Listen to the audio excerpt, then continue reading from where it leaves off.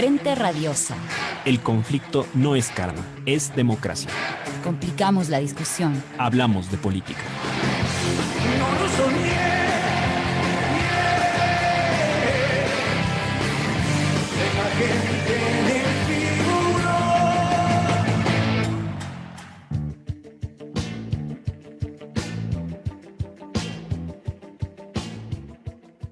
Pichincha Universal. Bienvenidos todos y todas a un programa más de Frente Radiosa, un espacio donde complicamos la política porque de eso se trata. Mi nombre es Isabel Díaz y esta tarde me acompaña en la conducción Emilio Uzcategui. Hola Isabel, saludamos a toda la audiencia de Pichincha Universal a través del dial 95.3 FM y 94.5 para el noroccidente de la provincia. Hoy es viernes 4 de septiembre del 2020 y siendo las 18 horas iniciamos Frente Radiosa, porque la política no es karma, sino democracia. Hablamos de frente. Les recordamos que esta es una coproducción de Ecuador para Largo, el Foro de los Comunes, Aquí sí hay texto y Registro Aurora. Pueden encontrarnos también en nuestras redes sociales, Facebook, Twitter, Instagram, Spotify e iVoox como Frente Radiosa. Agradecemos también a Línea Dura, medio de comunicación digital ubicado en New Jersey, quienes retransmiten Frente Radiosa para la comunidad migrante en los Estados Unidos. A Ronnie por la coordinación técnica desde los estudios centrales y Gonzalo Criollo como productor general del programa. Esta tarde analizaremos la alianza entre el Partido Social Cristiano y Creo de cara a las elecciones del próximo año. ¿Pacto de élites o pacto electoral? Para conversar al respecto nos acompañan Amanda Hidalgo. Ella es economista y asesora del Partido Social Cristiano. Contamos también con la presencia de Rafael Quintero, sociólogo, y de Paulina Recalde, directora de Perfiles de Opinión. El lunes pasado, a escasas horas de que termine el plazo para formar alianzas, se selló el acuerdo entre Creo y el Partido Social Cristiano. De este modo, en un hecho que ha causado sorpresa en buena parte de los analistas, se ha fraguado una alianza entre los dos partidos políticos más representativos de la derecha, cuyos líderes, así como sus bases, han mantenido por muchos años una tensa relación y abierta disputa por posicionarse como referentes de su sector y alternativa frente a la corriente progresista representada por la Revolución Ciudadana. Con esta alianza, Lazo y Creo sin duda amplían su base electoral de derecha, particularmente en la franja que con o sin razón se cobija bajo los ideales del libertinaje económico empresarial. No obstante, en lo electoral quedan dudas sobre si esta ampliación se podrá extender al electorado popular socialcristiano, aquel que no pocas veces votó por Nebot para alcalde y por Correa para presidente. ¿Se alineará Lazo con el voto popular socialcristiano? En esa misma línea, cabe preguntarse si la maquinaria electoral socialcristiana se alineará efectivamente con la candidatura de Lazo o si se repetirá la desarticulación ocurrida en la segunda vuelta electoral de 2017. Donde las cosas estarían aparentemente más claras es en el Consejo Nacional Electoral. Allí parece que todo se alinea. Con la alianza, Lazo parece haber comprado el árbitro que le faltaba. De ser así, dejaremos de escuchar los reparos de Verde Soto y Pita sobre la viabilidad del sistema informático para garantizar la transparencia en las elecciones, así como tampoco escucharemos más acerca de las razones sanitarias para postergar la elección. Eso sí, siempre y cuando los efectos de la alianza se plasmen en los primeros estudios. En este contexto, un factor clave para la consolidación del pacto y de la nueva mayoría en el CNE será que la consulta popular planteada por Nebot se materialice en los próximos meses. De este modo, Nebot podrá participar en la campaña aún sin ser candidato. Se asegurará una salida digna de la actividad política a pesar de no haber alcanzado el sillón de Carondelet y podrá, eventualmente, dejar un legado político que solo podría revisarse mediante otra consulta popular. Se trata entonces de un triunfo político pero pírrico, del último de los caudillos socialcristianos a costa de su propio partido?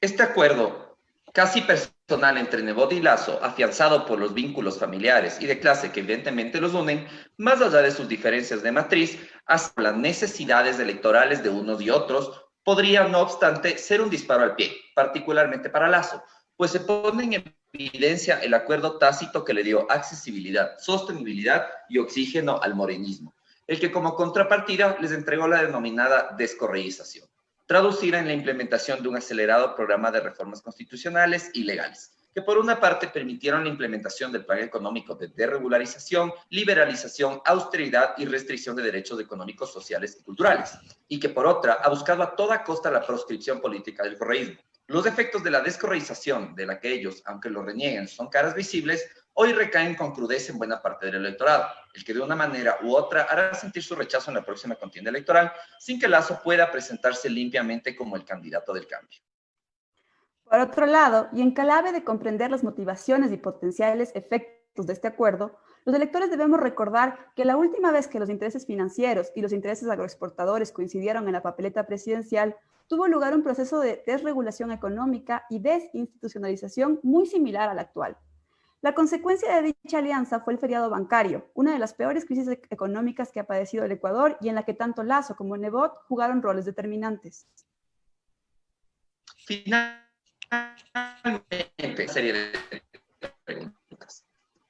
¿Qué hay detrás de acuerdo más electoral para enfrentar un panorama adverso ante el embate del progresismo asusado por el descalabro económico institucional? ¿O se trata de un acuerdo personal entre los patriarcas de la derecha? Retomo un poco porque la conexión está mala. Lo que les planteaba Emilio es si es que detrás de este acuerdo, más allá de la foto en San Borondón y las líneas de un documento exhibido en las redes sociales, ¿cuál armisticio? ¿Se trata de un acuerdo meramente electoral para enfrentar un panorama electoral adverso ante el embate del progresismo asusado por el descalabro económico e institucional? ¿Se trata de un acuerdo personal entre patriarcas de la derecha, quienes, a decir del propio Nebot en meses pasados, no habrían podido siquiera estrecharse la mano? ¿O se trata de un acuerdo de clase para sostener en el tiempo el curso de reformas del régimen de derechos instaurado en Montecristi? Con todas estas preguntas atrás, quisiéramos comenzar planteándoles una inquietud general a los tres.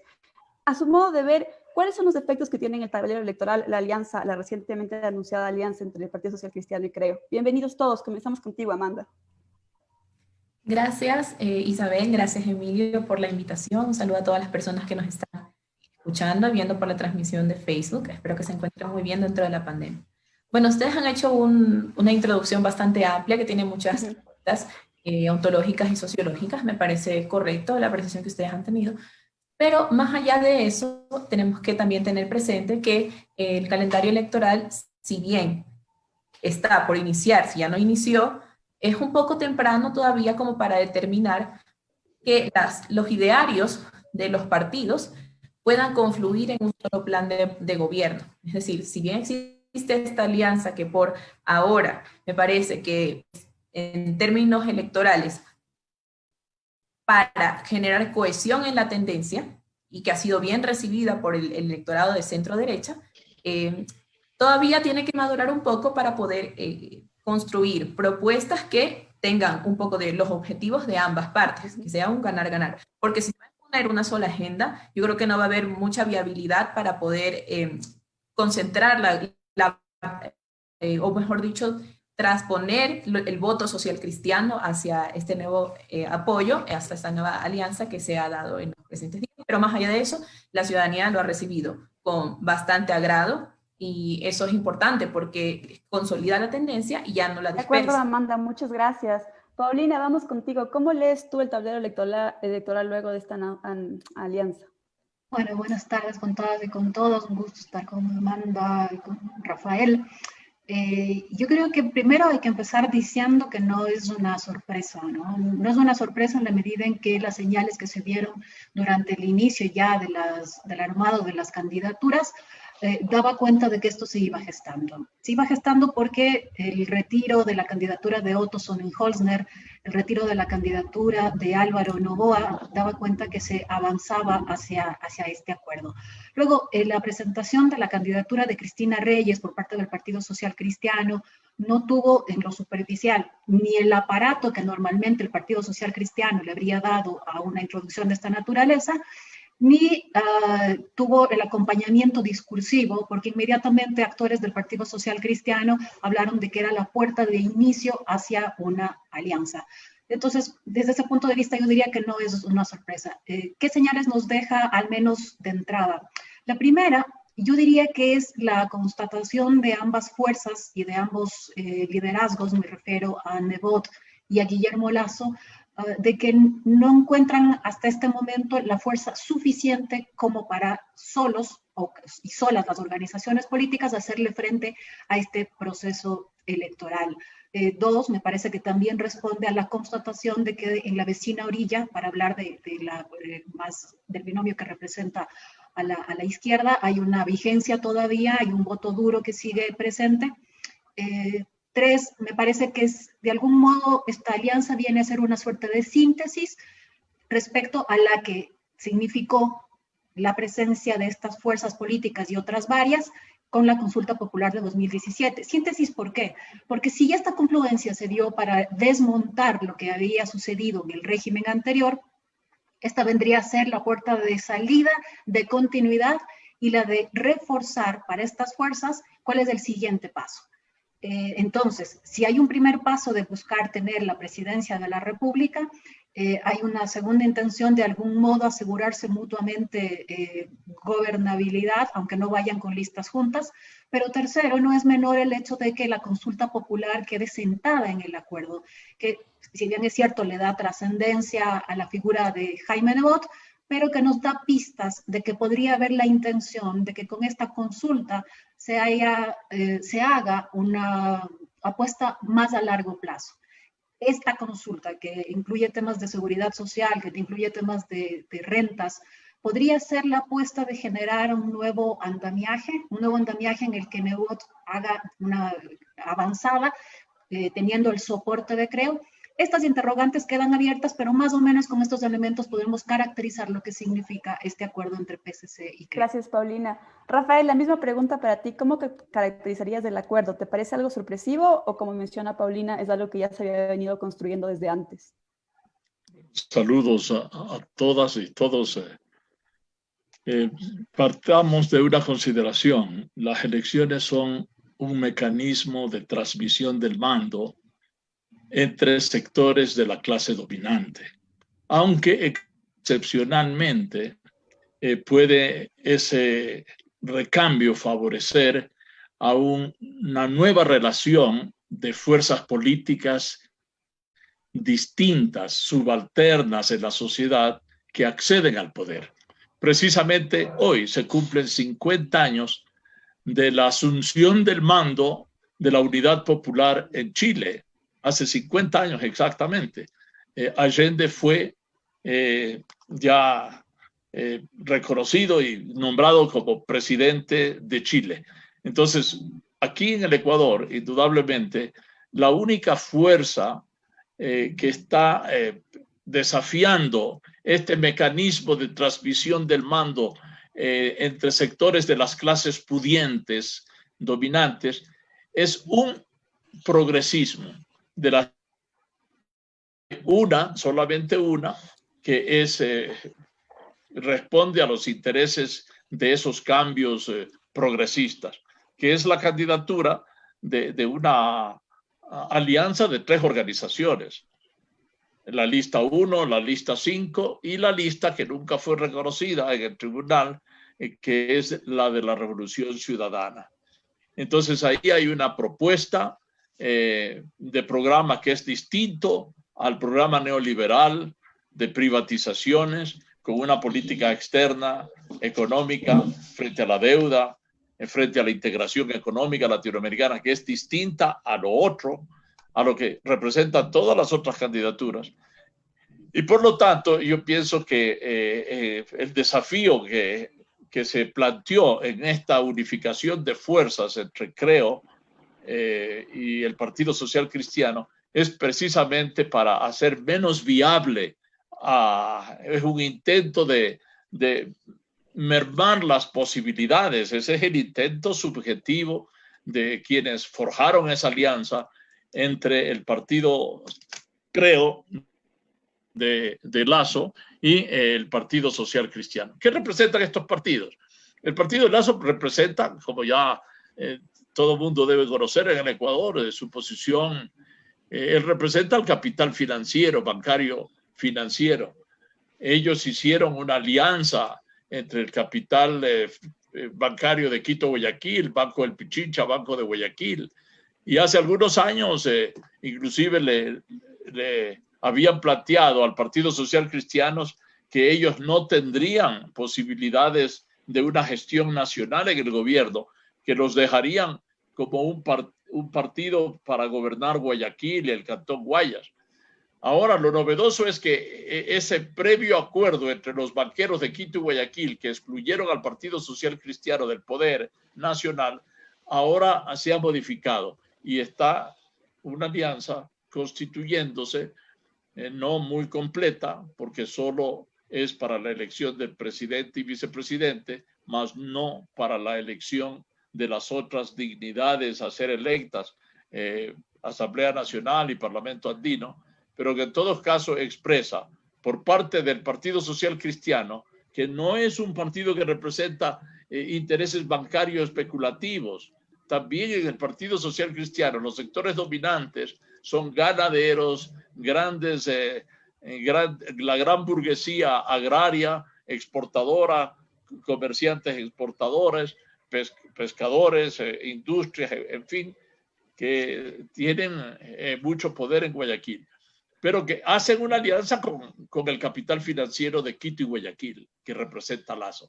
De tal manera que esta es una novedad socioeconómica y política que se vuelve atractiva para otros sectores del espectro político que todavía no deciden sus alianzas. Yo había pensado que realmente hay 4 candidaturas en esta campaña. La primera es la del progresismo, que se diferencia del resto, porque es la única, la de Andrés Arauz y Rafael Correa, o quien lo reemplace si él no puede correr en las elecciones. Esa es una candidatura. La otra candidatura, caracterizando a las candidaturas por su programa y por su política de alianza, que tiene que ser consistente. Un segundo conjunto de candidaturas es la de Pachacuti, que sería representante de los intereses corporativos del movimiento indígena. ¿Sí? Rafael, para continuar hablando sobre la configuración de las alianzas por el lado de derecha, que es justo lo que te vienes a referir ahora, quisiera, y discúlpame que te interrumpa, igual discúlpame que estoy sin cámara, tengo problemas de conexión, pero quisiera complementar justamente tu respuesta haciéndole una pregunta a Amanda.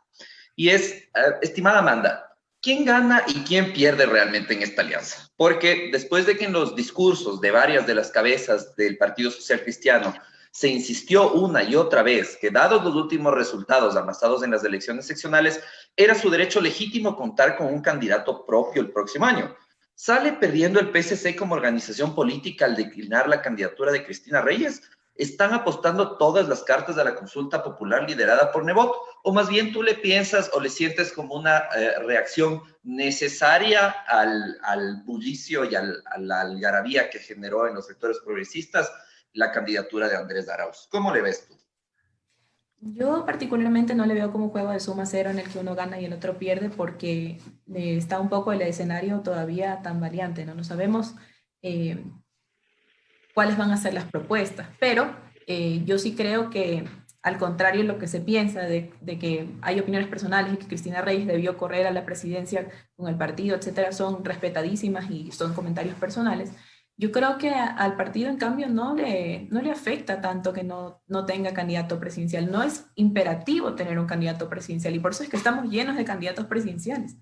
Los partidos pueden disputar la lucha política con listas de asambleístas para el Parlamento, pero tenemos como esta cultura, ¿no?, de que si no hay candidato presidencial, entonces no va bien. El PSC no tuvo candidato presidencial en el año 98 y ha mantenido su vida política, porque a veces gana, a veces pierde, es el juego de la democracia.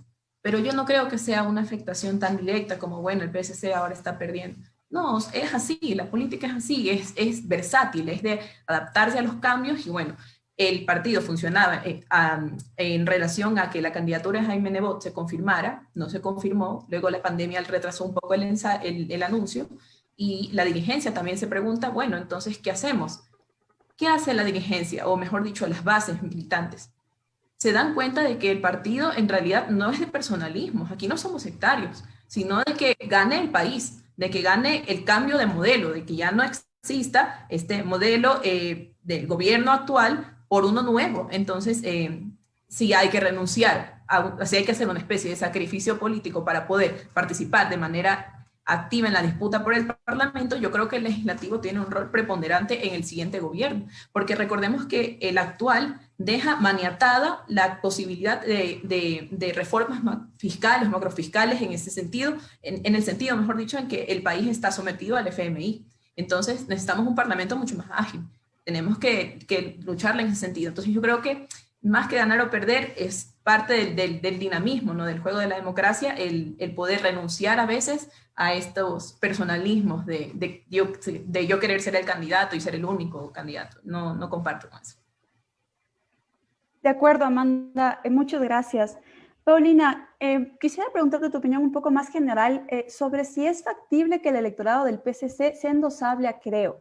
Y te pregunto esto también pensando que en el último ciclo político, de alguna manera, el Partido Social Cristiano ha sido un tanto ambivalente, digámoslo así. Por un lado, ha hecho guiños a la RC en determinadas votaciones parlamentarias.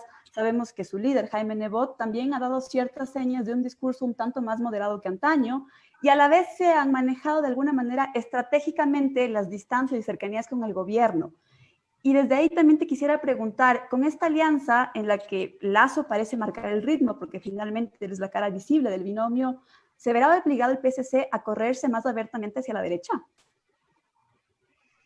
Sí, bueno, y recogiendo un poquito la intervención de Amanda, yo diría que hay partidos y partidos, hay momentos y momentos, y creo que justamente el último tramo, el Partido Social Cristiano, fundamentalmente su líder, Jaime Nebot, había estado preparando absolutamente las condiciones para 2021. Es decir, no es un momento en el que uno podía especular que podían tener uno u otro candidato, sino todo lo contrario. Y esto se conectaba fundamentalmente con estos movimientos del Partido Social Cristiano, en el que se afianzaba sobre todo esto que el propio Nebot señala como uno de sus atributos en su libro, el ser un político pragmático por sobre todas las cosas. Él lo dice en estos términos.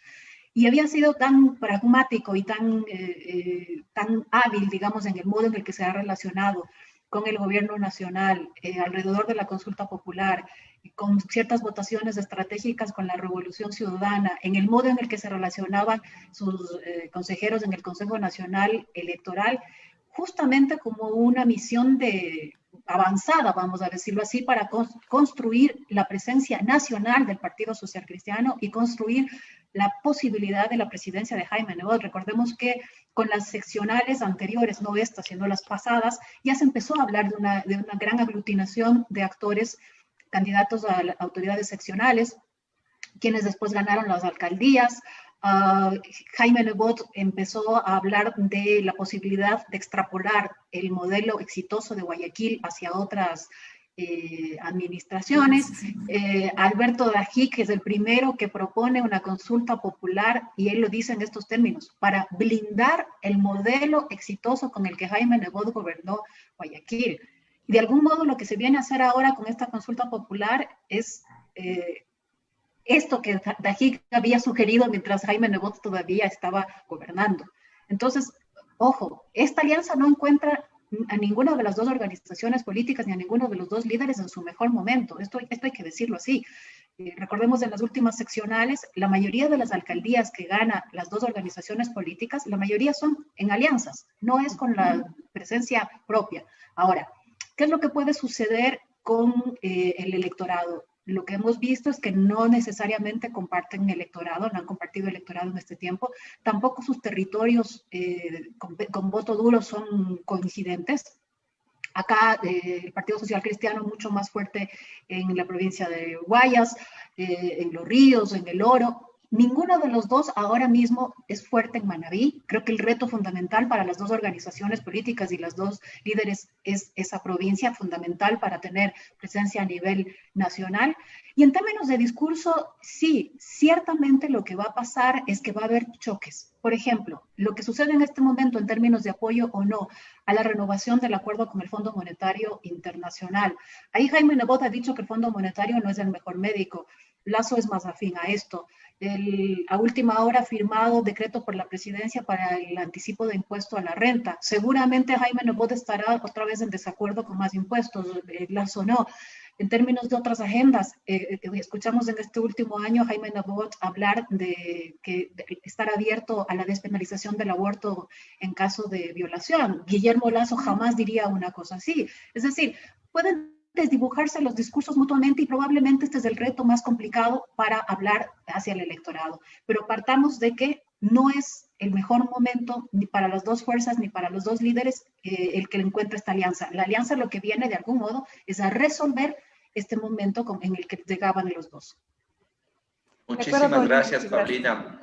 Bien, has hecho bien en mencionar a Dajik y a evocarnos de estos viejos tiempos de la historia política ecuatoriana. Sobre eso quisiéramos conversar un poco más con Rafael, pero lo haremos al regreso de la pausa. Entonces, por el momento vamos a una pausa y volvemos con más de Frente Radiosa. Inicio del espacio publicitario. ¿Miedo a virus y bacterias? La superdefensa llegó. Defense es lo que tu sistema inmunológico necesita. Único en el país con vitamina C, jengibre, cúrcuma, cloruro de magnesio, moringa y colágeno en un solo producto. Pídelo en www.lafmac.es llamando al 098-895-1602 o adquiérelo en las principales cadenas farmacéuticas del país. Laboratorios LAFMAC, lo mejor de la naturaleza para ti. Fin del espacio publicitario.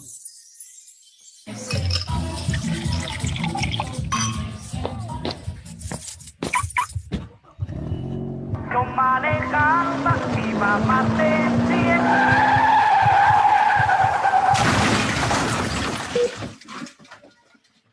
Exceso de velocidad más licor.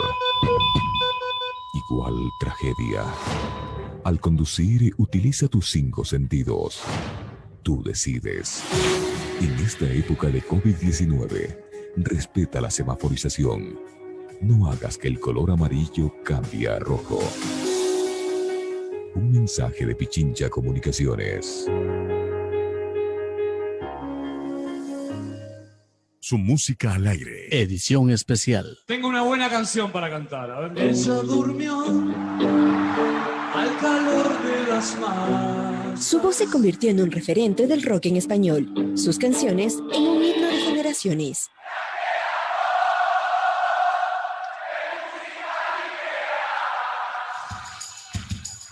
En su etapa grupal, consolidó el rock nacional argentino y en su época como solista, alcanzó la cima con sus irreverentes experimentaciones musicales.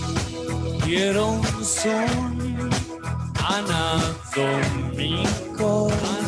Te invitamos a escuchar los mejores éxitos de Gustavo Cerati.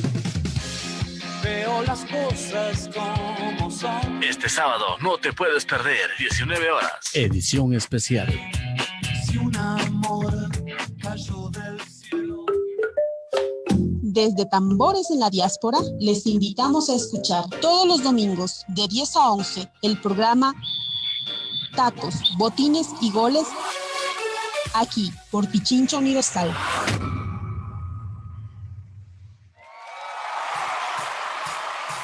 Porque la música también revoluciona, te toca y detona emociones y sensaciones. Pavel Muñoz, conductor de Frecuencia Política, te invita a escuchar el programa Al Sur del Cielo, todos los viernes a las 20 horas por la señal de Pichincha Universal.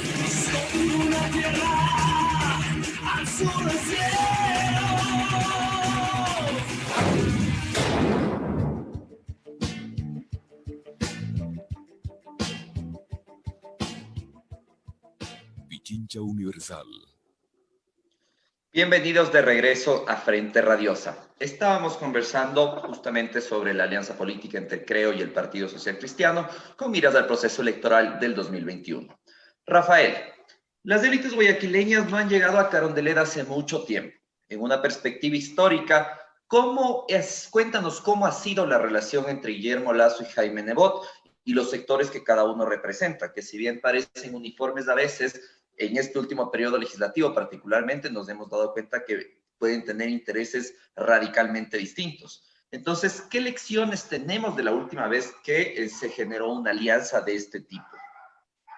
Bueno, ellos han estado aparentemente desunidos, pero los neoliberales tienen una coalición suprapartidista y se ponen de acuerdo en las políticas fundamentales económicas para manejar el país y para lidiar con el problema de cómo afianzar los intereses de las clases gobernantes, la burguesía, los terratenientes, los exportadores. En eso no tienen ningún problema. Y lo que ha sucedido es una coalición entre neoliberales. Tú mencionabas a Dajik. Hay un libro que la gente debería conocerlo, de Diego Cornejo, editado por la editorial El Conejo hace ya varios años, donde se describe y se denuncia lo que fue Dajik, con todas sus faenas de corrupción gubernamental. Por eso Dajik está fuera del tablero electoral, porque ya no tiene ninguna presencia. Entonces, esos personajes que empezaron a actuar de esa manera, que se desprestigiaron, salen del escenario político y se renueva las alianzas de los neoliberales con las nuevas posiciones que hay que atraer todavía, según ellos, a su alianza. Y para poder atraer a esa alianza que han constituido, creo, y el Partido Social Cristiano, es decir, el capital financiero ligado al capital internacional, al Banco Mundial, obediente a los dictámenes de Washington, y el Partido Social Cristiano, que representa los intereses de sectores de la burguesía que tienen producción nacional en el agro, en la pesca, en la industria, en la agricultura de exportación y para el mercado interno. Esa es la alianza que se ha dado. Es una alianza que invita a los otros sectores que todavía no han definido su política de alianza. Isidro Romero, por ejemplo, y otros que están a la expectativa. Por eso yo decía, para mí hay 4 candidaturas en este momento en el tablero político.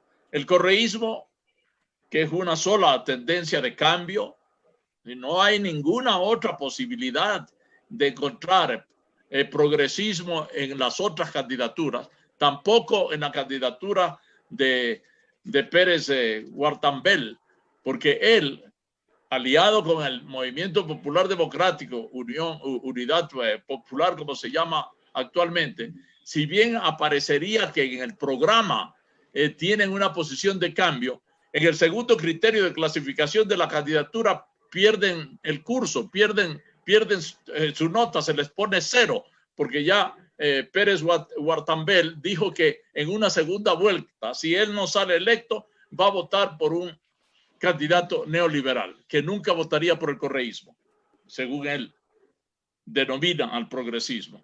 Pero aquí en estas elecciones solamente hay una candidatura progresista, la de Arauz y Correa, de tal manera que cuando el movimiento indígena y su máximo dirigente dice que no votaría por el progresismo, sino por los alternos al progresismo, está justamente situándose en el campo neoliberal, lamentablemente. Pero son los intereses corporativos de algunos sectores indígenas. Ojo que también algunos sectores indígenas como la FEI, la FENOCIN y parte de la CONAIE están apoyando al progresismo. Ojo, inclusive esto se manifiesta en la lista nacional de diputados.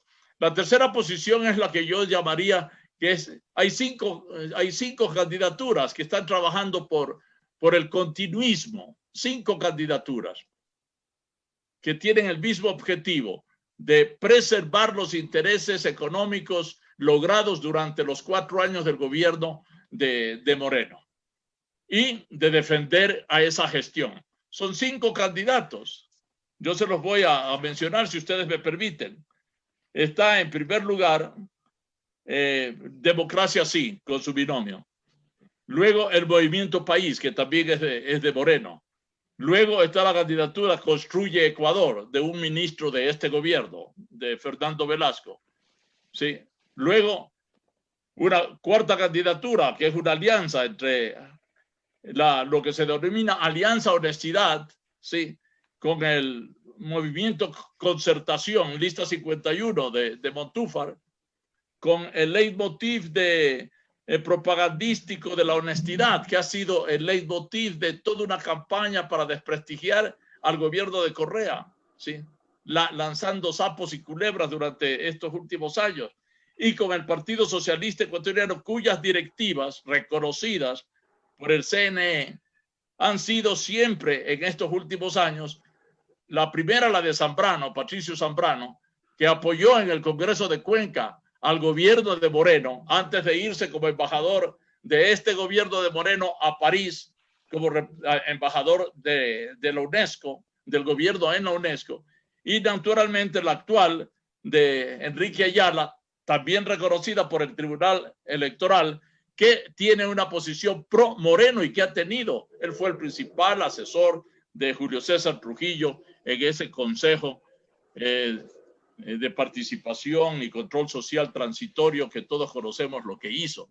De tal manera que este es el segundo conjunto de candidaturas, y faltaría una, que es justamente la del Partido Sociedad Patriótica, que está también justamente destinada a conservar los intereses que se han creado económicamente para defender esos intereses y defender al gobierno. La cuarta categoría que yo digo de las candidaturas, el cuarto partido, ¿sí? Justamente es el que estamos discutiendo, es decir, la unidad entre Creo y el Partido Social Cristiano. El resto, que son 8 candidaturas, realmente yo diría que están en una situación de inestabilidad. Están siendo negociadas para ver a quién apoyan, pero la definición político-electoral es de 4 grandes candidaturas orgánicas las que he definido. Y entre ellas, indudablemente, si se quiere avanzar para que estas elecciones no sean un simple mecanismo de recambio del mando político entre las clases dominantes y tengamos un avance en el país, un progresismo, es justamente la candidatura de Arauz y Rafael Correa. Yo personalmente, Gracias, Rafael. En honor al tiempo, voy contigo, Amanda. Tú en la primera intervención del anterior bloque mencionabas que de alguna forma esta alianza ayuda a cohesionar al sector de centro derecha. Y desde ahí también quisiera preguntarte un poco, también retomando lo que dice Rafael, en tu opinión, ¿es apenas una reacción ante el candidato correísta que de alguna manera tomó revuelo en las últimas semanas? ¿Es una forma de responder a eso o hay algo más atrás de ello? No, está sin audio. Evidentemente es una respuesta, ¿no? al escenario actual, a cómo la tendencia correísta ha subido, yo diría que hasta como la espuma, y esto responde a que la ciudadanía compara en el corto plazo. Las elecciones suelen ser como una percepción cortoplacista en la ciudadanía, de qué tienen ahora y qué tenían antes, o qué tienen ahora y qué piensan tener mañana en el corto y mediano plazo. Entonces, yo sí creo que esta alianza parece como una respuesta a la aceptación que hoy por hoy tiene el voto duro correísta y ha requerido la madurez política de la candidata Cristina Reyes para poder renunciar frente a esta alianza que se formalizó los días pasados. Entonces yo sí creo que no era algo que venían pensando hace mucho tiempo, porque recordemos que hace mucho tiempo cada partido tenía ya su ruta establecida. Acá el abogado Jaime Nebot iba a ser candidato, luego dijo que no, y el partido de Guillermo Lasso siempre ha tenido a su propio candidato, que es Guillermo Lasso. Esta es la tercera vez que se postula, entonces no tenían esto como entre sus planes y han tenido que asumir, y están buscando diálogos con otros candidatos. Me parece que la tendencia se tiene que seguir uniendo, porque mientras más dispersan, no van a tener posibilidades. Y no porque haya que derrotar al correísmo como una misión de vida o muerte, sino que es parte de la disputa política. Es decir, los partidos, la naturaleza de los partidos es competir y ganar, ¿no? Entonces, por eso sale esta estructura, esta forma de ver el panorama político. De acuerdo, Amanda, muchas gracias. Paulina, tanto Rafael como, Amanda nos ha dicho que sí, que evidentemente a su modo de leerlo es una respuesta esta alianza al candidato correísta Andrés Arauz. Y a su vez, Rafael de alguna manera ya nos planteó cuáles son los perfiles y los múltiples partidos que están proponiendo binomios para las próximas elecciones. Pero en tu opinión, ¿cuáles son los verdaderos adversarios de la alianza Creo-PSC? ¿quiénes ocuparán las candidaturas más potentes en las próximas elecciones? Evidentemente tenemos esta alianza entre Nebot y Lasso, por ponerlo en el nombre de sus máximos dirigentes. Andrés Arauz ha sonado mucho, pero hay otras candidaturas que también van a entrar a jugar fuerte las próximas elecciones. Ninguna elección se organiza exclusivamente frente a un solo contrincante, ¿no? Esto no solamente porque el escenario es bastante más amplio, sino porque justamente la papeleta nos da cuenta de cómo varias fuerzas durante este tiempo, con la salida de la organización que había estado hegemonizando la vida político-electoral, empiezan a surgir. Yo diría que hay al menos 3 elementos que analizar que podrían estar permeando este proceso electoral. El primero tiene que ver con este clivaje que se ha mantenido y que creo que de algún modo se presenta ahora con más fuerza de correísmo-anticorreísmo. Este clivaje, si es que se restaura el viejo si se restaura el discurso, las prácticas discursivas con las que había estado sucediendo esto durante los últimos años, me parece que va a tener un comportamiento estrecho, de lado y lado, porque ni solamente para la Revolución Ciudadana es suficiente hablar con lo que hizo durante su tiempo de mandato, ni para las fuerzas que están enfrente va a ser suficiente hablar de los cucos eternos, y cuando digo cucos es hablar de cuidado que viene Venezuela, cuidado que van a desdolarizar, cuidado, es decir, eso puede ser estrecho. Ahí hay una posibilidad de que este clivaje presente aún tome otras formas y otros recursos discursivos, porque varias cosas han sucedido durante este último tiempo, pero ese clivaje está presente. La segunda capa que tiene que ver es cómo distanciarse y diferenciarse de lo que este gobierno, porque este gobierno parece que no, porque no lo hemos mencionado, pero este gobierno ha existido y existe. Es decir, hay un periodo de gobierno respecto al cual hay que tener una posición y una postura. Toda fuerza política que vaya a estar presente en estas elecciones tiene que tener una postura. Las cifras lo que nos dicen es que hay un descontento bastante generalizado respecto al régimen. Cifras inferiores al 10% en términos de apoyo a la gestión y de credibilidad dan cuenta de este desgaste. Acá hay un límite y una interrogante de cómo estas dos fuerzas políticas van a distanciarse del régimen si en determinados momentos el Partido Social Cristiano al principio, cuando yo decía que también estuvo apoyando la consulta popular, y más recientemente creo con un pacto de gobernabilidad, ha estado colegislando, cogobernando y dando votación para que la gestión del gobierno avance. ¿Cómo se van a distanciar? Ahí hay otra pregunta sumamente importante y que no se agota ahora porque la gestión del gobierno va a seguir en estos meses. Yo he mencionado recién, por ejemplo, este nuevo decreto para cobrar el impuesto a la renta anticipadamente. Va a seguir la gestión. ¿Cómo se van a distanciar de eso? Y lo tercero tiene que ver con este desencanto de una buena porción de la población que no necesariamente sintoniza a priori con las fuerzas políticas que ya han estado gobernando en los últimos años en el país. Y probablemente ahí es donde calza este ánimo que confluyó alrededor de las dirigencias indígenas en octubre, y probablemente allí también es donde quiere calzar Yacu Pérez. Yacu Pérez no representando el espíritu de octubre, en eso coincido con Rafael, por eso el distanciamiento de Leonidas Issa, del MIC, y de las dirigencias, algunas de la CONAIE, pero él quiere captar con su lenguaje justamente este ánimo disruptivo, esta distancia con la clase política. ¿Cómo va a ser esta alianza para sintonizar con ese electorado si justamente fueron las dos organizaciones y fuerzas que más distantes, más críticas estuvieron con las movilizaciones de octubre, con las figuras de las dirigencias indígenas y que incluso en el caso de Guayaquil se convirtió en el lugar donde se afincó el gobierno, el propio presidente Lenín Moreno, para de algún modo salvar la situación que se estaba viviendo en Quito. Muchísimas gracias, Paulina. Amanda, quería preguntarte un poco sobre cuál crees tú que va a ser el rol del legislativo en el 2021. Tú has posicionado eso entre Creo y PSC. Has dicho que no es necesario tener siempre presidente, pero que ustedes le están apuntando a un legislativo fuerte.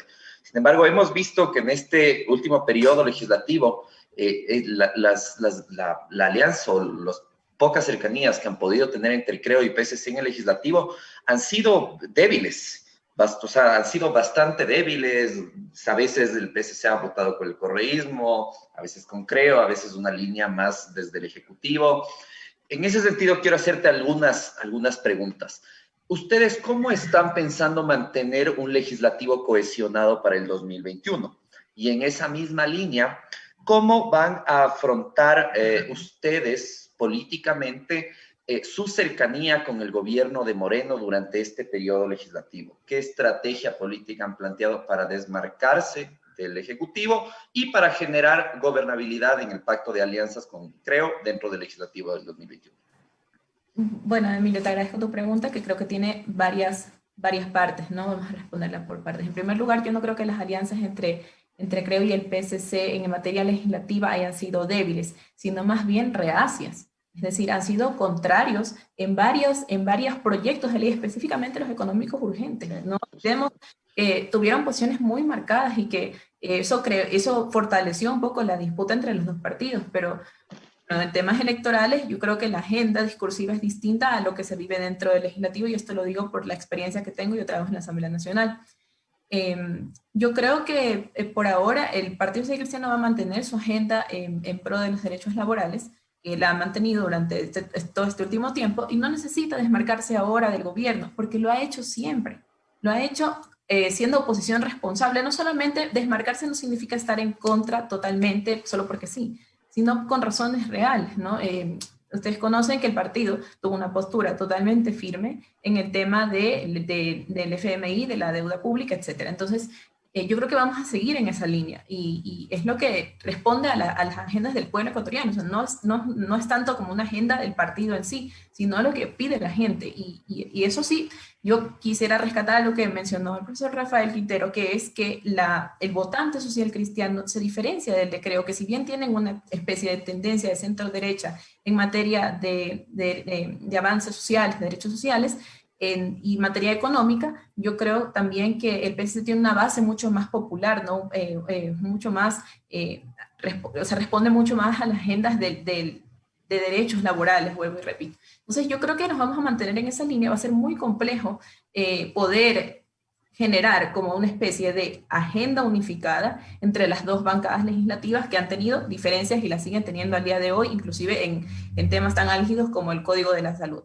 Entonces, creo que es un reto, esa es la respuesta, creo que es un reto para ellos tener la madurez política para poder asumir lo que están planteando, que es crear una sola agenda, y vamos a ver si lo pueden conseguir, ¿no? Yo esperaría que sí, esperaría que esto no sea solo por temas partidistas, sino por el bienestar de los ciudadanos que están pidiendo un cambio de modelo, carta cabal. De acuerdo, Amanda, muchas gracias. Hay un tema que no hemos mencionado todavía, o no a cabalidad en todo caso, y es la configuración del Consejo Nacional Electoral. Se han oído ya varias cosas de preocupación porque justamente habría una realineación de cara a esta alianza, ¿no?, recientemente anunciada. En ese sentido, quisiera preguntarte, Rafael, ¿cómo lees tú la situación de la democracia en el Ecuador hoy por hoy? ¿Tenemos garantías de cara al proceso electoral del próximo año, especialmente a la luz de este nuevo alineamiento o alineación que se podría dar dentro de los consejeros? Mira, el proceso electoral en el Ecuador es un proceso prácticamente sitiado, acosado y reprimido.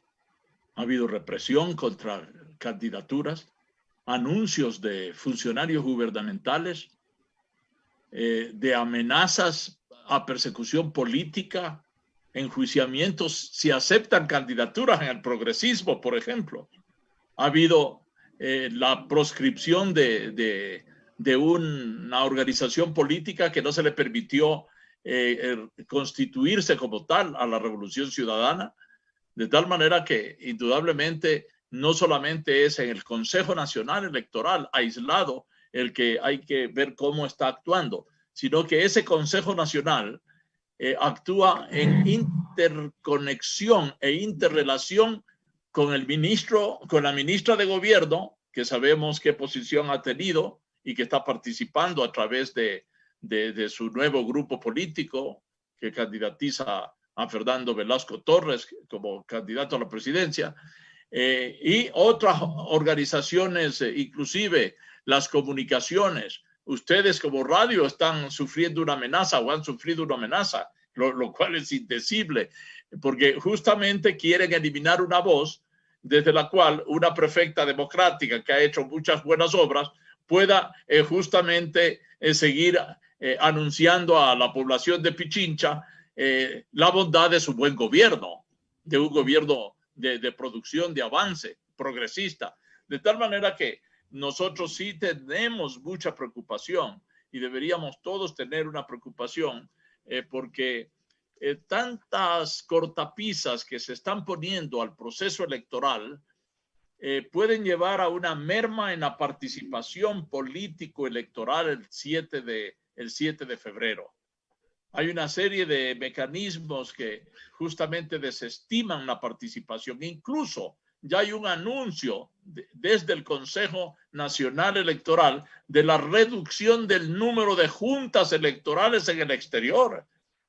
Es decir, si hay un migrante que está en Cataluña y que tiene que votar en Madrid, indudable, ese es un viaje de 3 horas de ida y de venida, y por lo tanto hay que pagar la ida y la venida. Y si no hay mesas electorales en Cataluña o en el País Vasco o en Andalucía y solamente hay en Madrid unas pocas, lo que resultará es una disminución, una merma de la participación política democrática. Es decir, este no es un proceso que deberíamos justamente mirarlo sin estos problemas creados desde el poder ejercido por todos estos partidos que están en su multiplicidad, engañándonos como que si fueran distintos, cuando están unidos en un consenso suprapartidista para dar continuidad o defender los intereses de este gobierno post elecciones del 7 de septiembre.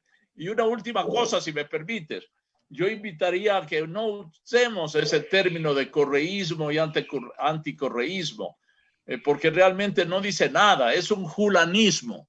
Sabemos lo que es un julano de tal. Entonces, Velasco Ibarra, Velasco Ibarrismo, ¿sí?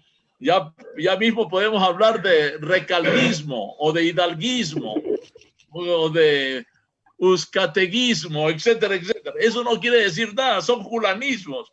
Hagamos el análisis de las elecciones en base a las fuerzas socioeconómicas que están insertas en el escenario. Y ahí en estas elecciones hay el progresismo, una sola candidatura posible, y el resto que son matices del neoliberalismo que se unen justamente para detener el progreso que el país quiere regresar a tener. Muchas gracias, Rafael. Mencionas algo muy interesante. Es hora de dejar de hablar de personas y comenzar a hablar de ideas. En ese sentido, me parece muy buena tu intervención. En honor al tiempo, vamos a darles unos comentarios muy breves de cierre. Por favor, nos quedan escasos minutos. Paulina, ¿cuáles son tus reflexiones finales de este panel? Bueno, solo como réplica rápida a Rafael, recaldismo no sería posible porque no hay una identidad en torno a Paulina Recalde. Y sí hay una identidad, en cambio, en torno a el proyecto del gobierno anterior. Entonces creo que no hay uno, me parece que hay varios correísmos y varios anticorreísmos. Respecto a la alianza, yo creo que hay 3 síntesis. Una primera, justamente queda la interrogante de si a partir de esto se empiezan a resolver las tensiones al interior del Consejo Nacional Electoral. Creo que no es menor el hecho de que en el acuerdo firmado haya quedado sentado que los delegados de las organizaciones políticas van a trabajar, digamos, de modo más articulado. Es probable que ahora dejemos de tener estas tensiones internas que hacen bastante ruido en torno al proceso electoral. Y la interrogante fundamental es que hay varias declaraciones en torno a que el modo o el contenido del gobierno de Guillermo Lasso, si llegara en 2021, será de su autoría. Sin embargo, el hecho de que haya un apoyo ya implica que hay un acuerdo de algún modo implícito con esa forma de gobernar. Desde ese punto de vista, me parece que la postura de la derecha, no solamente en la papeleta, sino que en términos políticos y a largo plazo ha terminado decantándose de algún modo con esta alianza que se ha firmado. Muchas gracias, Paulina. Amanda, ayúdanos con tus comentarios finales. Sí, yo coincido en gran medida con la doctora Recalde. Me parece que, solo para agregar, esta alianza viene a representar como una especie de reto para ambas estructuras a nivel de trabajo político territorial como de trabajo de tanque de pensamiento, ¿no? De creación de propuestas que puedan generar una convergencia entre los idearios de ambas agendas. Me parece que va a ser bastante retador, considerando que ha existido un periodo bastante extenso de fricciones entre quienes componen estas estructuras. Esperaríamos que de ambas partes tengan la madurez de poder resolver las cosas con civilización y decencia. Entonces, bueno, deseando lo mejor para el país, esperamos que otras tendencias también puedan generar unión, ¿no? Unidad en la lucha por el cambio de modelo.